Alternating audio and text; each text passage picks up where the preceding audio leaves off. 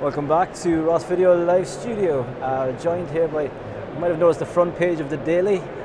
Joined here by the author of the story in the middle. So we're joined by Andy from Cubic Motion. Welcome, Andy. Hi, how are you doing now? Yeah, very good, Thanks very for good. having us. Yeah, you're more than welcome. Andy, reading your article in BV Daily, you mentioned Man United, obviously famous for football, but it's famous for something else as well. Do you want to elaborate? No, it's only famous for football, really, in terms of. No, I mean, like a lot of the Northwest, it's great football, but there's great industrial culture comes out of Manchester. When I started exploring the DNA of our company, Cubic Motion, it's our 10th birthday this year. Happy I birthday. thought it would be interesting just to look at kind of where some of that swagger and attitude and gentleness and self-depreciation comes from. And I didn't know that. You're a Liverpool fan. The Mancunians built a canal so they could take some of the business off you at the first industrial estate. For all our benefits, the Football League was formed out of Manchester. Perhaps more profoundly, the submarine was invented there, graphene, the thinnest material known to man, splitting the atom, the first computer, it goes on and on. And people could accuse Manchester of kind of living in the past a bit. Even the music scene, you know, Oasis, the Smiths, Stone Roses is a while ago. Well, Beatles, yeah, down the road, best band in the world, concede that. But now there's 1975s from Winslow, so there's a lot of creativity and dynamism in the area. Our company is a computer vision company, and we specialise in model-based detection of movement, which is highly scientific. We've got over 20 PhDs in the company, and our claim to fame at the moment is that we do high-fidelity, real-time digitisation and capture and facial performance driving of digital humans. So I would like to say that I think we have a shot at being on that list as well. Yes, absolutely. And the connection with Spider-Man on the front of the Daily, can you explain that? Yeah, Spider-Man in terms of a video game has some fairly dominant parents. So it's a Marvel license, and Marvel's commitment to quality in their sphere is second to none, obviously. You know, they keep franchising everything really successfully. The video game, the license for that is held by Sony and Sony PlayStation, another major force within their industry. They in turn hired a company called Insomniac, who are just brilliant at making video games. And games are all about the playability, but in today's world people expect realism and believability in characters, which is where Sony and Insomniac brought us in.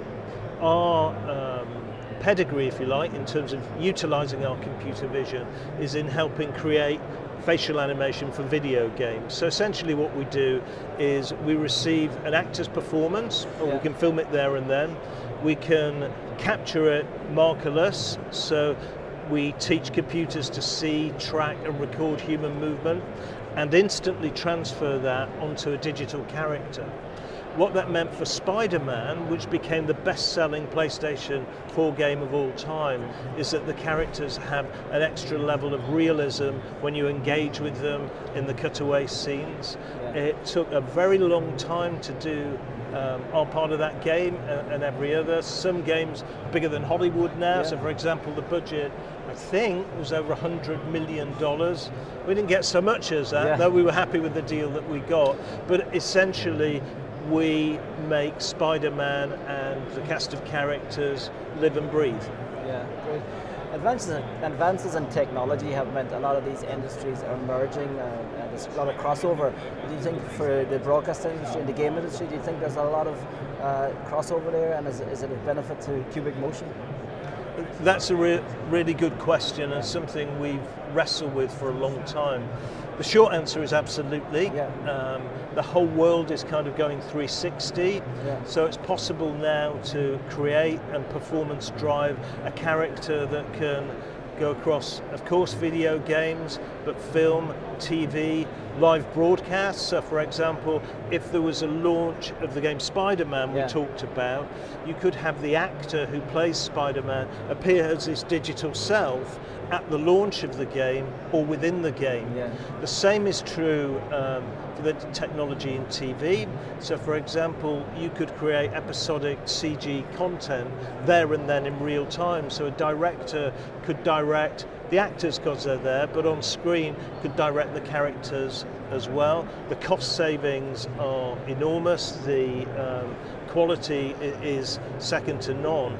And then in terms of cross industries, of course, digital assistants, Siri, Alexa will have a face that can talk and communicate in real time. That can also spill over to real-time education, where you can have digital teachers, digital doctors and nurses, and goodness forbid, digital telesales, or so I almost call them telesales or video sales. So not only when you speak to Nodaphone do you get somebody who's deliberately underempowered, you can be passed on to the next person who is deliberately underpowered, who looks just the same. So it's a full 360, it can cover all industries. What about a digital wife? They are actually starting to make some manga-style digital girlfriends in Japan, because there's a high element of population that's unmarried there. I can't remember the exact thing to search, but if you were to search digital girlfriend Japan, you go home to this being in a kind of glass cylinder, and she texts you. She, like the Philips Hue system with Alexa, she turns your lights on and off when you want, and if you're late, she says, "When are you coming home, darling?" and sits on a perch. So if we want digital wives or husbands, I think it's going to happen. Voice. It depends how you program her, I suppose.